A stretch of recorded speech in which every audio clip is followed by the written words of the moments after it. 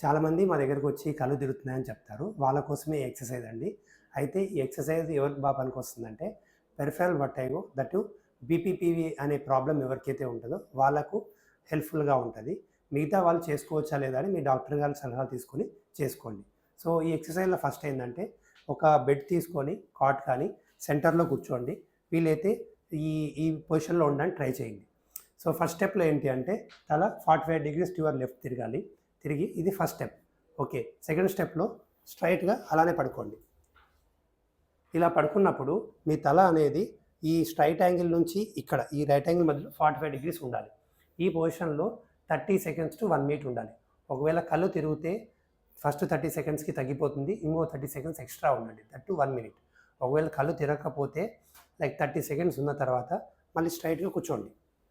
But ఈ కూర్చునే ప్రాసెస్‌లో ఈ తల ఏదైతే ఫస్ట్‌లో 45 డిగ్రీస్ తిప్పామో లెఫ్ట్ సైడ్ దాన్ని అలానే మెయింటైన్ చేయాలి. ఇది థర్డ్ స్టెప్. ఫోర్త్ స్టెప్‌లో స్ట్రెయిట్ చేసుకోవడం. ఇది వన్ సైడ్ అయిపోయినట్టు. ఇంకో సైడ్ ఏంటంటే మళ్ళీ లెఫ్ట్ సైడ్ 45 డిగ్రీస్ తిప్పడము, స్ట్రెయిట్‌గా అలానే పడుకోవడం. సో, ఈ పడుకున్నప్పుడు కూడా ఈ యాంగిల్ అనేది 45 డిగ్రీస్ మెయింటైన్ చేయాలి. స్ట్రెయిట్ ఇలా ఉంటే 45 డిగ్రీస్ ఇట్లా మెయింటైన్ చేయాల్సి వస్తుంది. ఇది సెకండ్ స్టెప్. మళ్ళీ థర్డ్ స్టెప్‌లో స్ట్రెయిట్‌గా ఇలా వచ్చి ఫస్ట్ పొజిషన్ ఏదైతే ఈ రైట్ సైడ్ తిప్పామో ఆ పొజిషన్‌లో మెయింటైన్ చేయాలి. ఇది థర్డ్ స్టెప్. ఫోర్త్ స్టెప్‌లో స్ట్రెయిట్ చేసుకోవడం.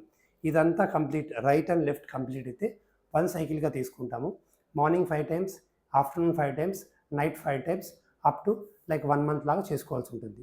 Mainly useful for peripheral vertigo that to PPPV. Thank you.